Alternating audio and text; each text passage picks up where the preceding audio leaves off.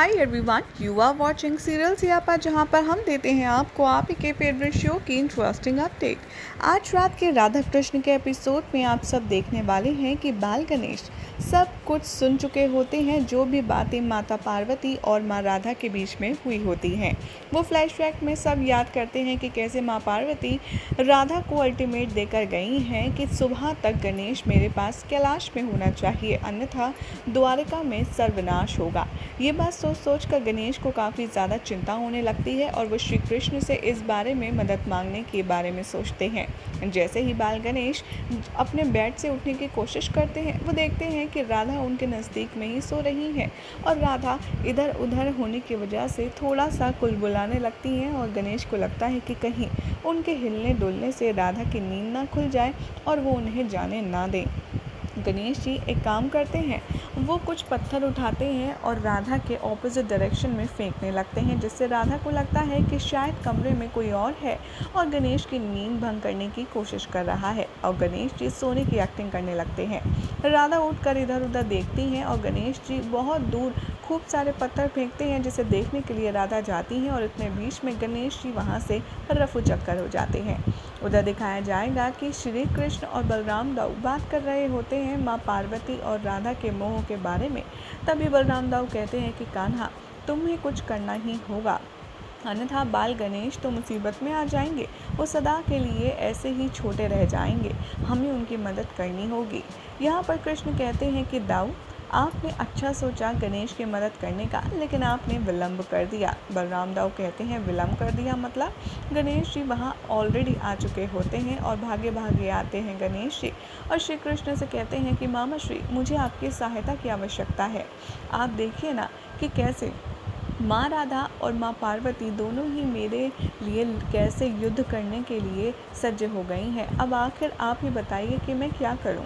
कृष्ण जी कहते हैं कि तुम राधा से अत्यंत प्रेम करते हो, एक काम करो, माँ पार्वती से कह दो कि तुम राधा के पास रहना चाहते हो, वो तुमसे अधिक प्रेम करती है। गणेश जी कहते हैं कि अरे ऐसे तो मैं अपनी माँ पार्वती को आहत कर दूंगा, वो भी मुझसे अत्यंत प्रेम करती हैं। तो कृष्ण जी कहते हैं फिर तो बहुत सरल है, तुम राधा को कह दो कि तुम माँ पार्वती के पास रहोगे, क्योंकि वो तुमसे अधिक स्नेह करती हैं। गणेश जी कहते हैं कि नहीं, मैं राधा माँ को आहत नहीं कर सकता और वो भी मुझसे अधिक प्रेम करती हैं, आप बताइए ना मैं क्या करूँ? कृष्ण जी कहते हैं कि गणेश, मैं कुछ नहीं कर सकता, जो करेंगे आप करेंगे, सब कुछ आपके हाथों में है, इसलिए अब आपको देखना है कि आपको कैलाश में रहना है या द्वारिका में, पार्वती के साथ रहना है या राधा के, सब कुछ आपका ही निर्णय होगा। गणेश जी कहते हैं कि आपको मेरी सहायता करनी होगी, आप इन दोनों का मोह भंग कर दीजिए। कृष्ण जी कहते हैं कि ये भी मैं नहीं कर सकता, ये सब कुछ आपको ही करना होगा और ये आपका द्वंद्व है, आप ही को सज्जित होना पड़ेगा। ये कहकर कृष्ण जी वहाँ से चले जाते हैं और गणेश जी उनकी मदद के लिए पुकारते रहते हैं। उसके बाद में बलराम दाऊ को देखकर श्री गणेश उनसे रिक्वेस्ट करते हैं और कहते हैं कि हलधर मामा श्री, आप मेरी वजह से हमेशा मुसीबत में आए हैं, लेकिन मुझे पता है आप मुझसे कितना प्रेम करते हैं, क्या आप मेरी सहायता नहीं करेंगे? आप अपने बल से उस मोहासुर का वध कर दीजिए।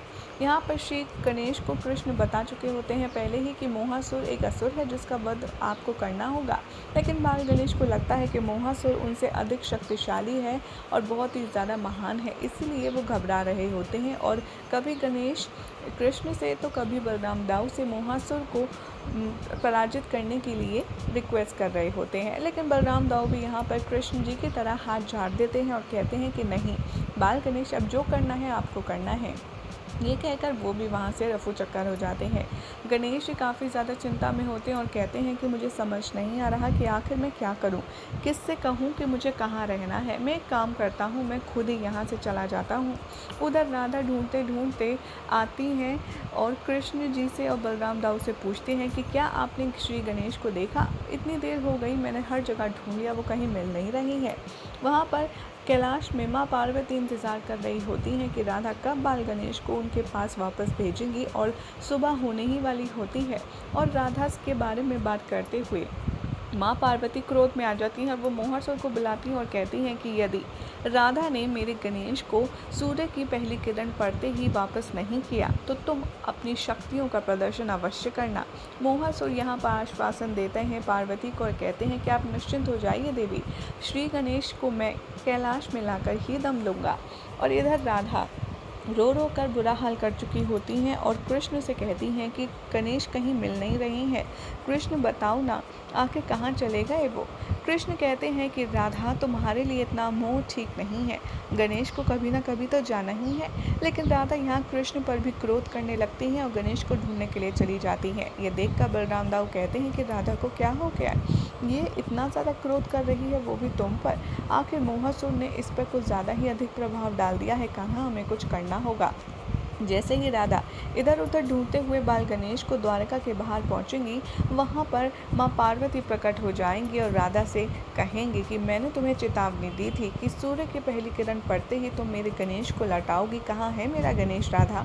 राधा कहती हैं कि उसे तो आपने मुझसे पहले ही चुरा लिया, आप गणेश को अपने साथ कैलाश ले तो गई, अब वो यहाँ नहीं है, आप यही चाहती थी ना। जबकि बाल गणेश को ही हम चुनने देते हैं कि उन्हें कहाँ रहकर प्रसन्नता मिलती है।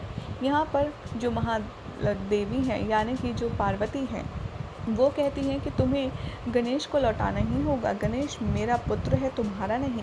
यहाँ पर राधा कहती हैं कि लेकिन वो मुझे माता के समान ही प्रेम करता है। माँ पार्वती राधा को समझाते हुए क्रोध में कहती हैं तुम्हें माता के जैसे प्रेम करता है, लेकिन मैं तो उसकी माता हूँ, सोचो अगर वो तुमसे इतना प्रेम कर सकता है तो मुझसे कितना प्रेम करता होगा, इसीलिए मुझे मेरा पुत्र लौटा दो। राधा कहती हैं कि हम ये निर्णय बाल गणेश पर ही छोड़ देते हैं और वही सुनिश्चित करेंगे कि उन्हें कहाँ रहना है। राधा का ये हट देखकर महापार्वती को बहुत ज़्यादा क्रोध आता है और वो मोहासुर का आवाहन करती हैं और कहती हैं कि मोहासुर तुम अपनी शक्तियों का प्रदर्शन करो और मेरे गणेश को कैलाश में लेकर चलो। ये देखते हुए मोहासुर प्रकट हो जाता है और वो अपनी काली शक्तियों का जो प्रवाह है वो शुरू करता है, जिसे देखकर राधा कृष्ण का नाम लेती हैं और कहती हैं कृष्ण तुम्हें मेरे प्रेम की सौगंध, तुम्हें मोहासुर से युद्ध करने के लिए आना ही होगा। यहाँ पर जो श्री कृष्ण हैं वो बलराम दाऊ के साथ खड़े होते हैं और वो कहते हैं कि राधा क्रोध में ली गई सौगंध का कोई मोल नहीं है, लेकिन तुमने अपने प्रेम की सौगंध दी है, इसके लिए मुझे आना ही होगा। और श्री कृष्ण मोहासुर से युद्ध करने के लिए वहां पर प्रकट हो जाते हैं। मोहासुर के साथ में युद्ध होता है श्री कृष्ण का, लेकिन मोहासुर की शक्तियों के आगे श्री कृष्ण की शक्तियां टिक नहीं पाती, जिसे देखकर गणेश जी और बलराम दाऊ और राधा काफ़ी ज़्यादा परेशान हो रहे होते हैं। कृष्ण जी यहाँ पार्वती को समझाते हुए कहते हैं कि पार्वती मेरी बहन है, लेकिन मोह में लिप्त इस स्त्री के साथ मेरा कोई संबंध नहीं है। ये कहकर वो मोहासुर पर वार करना शुरू करते हैं, लेकिन देखते ही देखते मोहासुर के सामने कृष्ण जानबूझकर हार जाते हैं और ऐसा दिखाते हैं कि जैसे मोहासुर के सामने उनकी हार हो गई है। यही हो जाएगा आज रात के एपिसोड का एंड, जिसके बाद कल क्या होगा आपको बताएंगे नेक्स्ट रिपोर्ट में। और ऐसी इंटरेस्टिंग अपडेट के लिए हमारे चैनल सीरियल सियापा को सब्सक्राइब करें।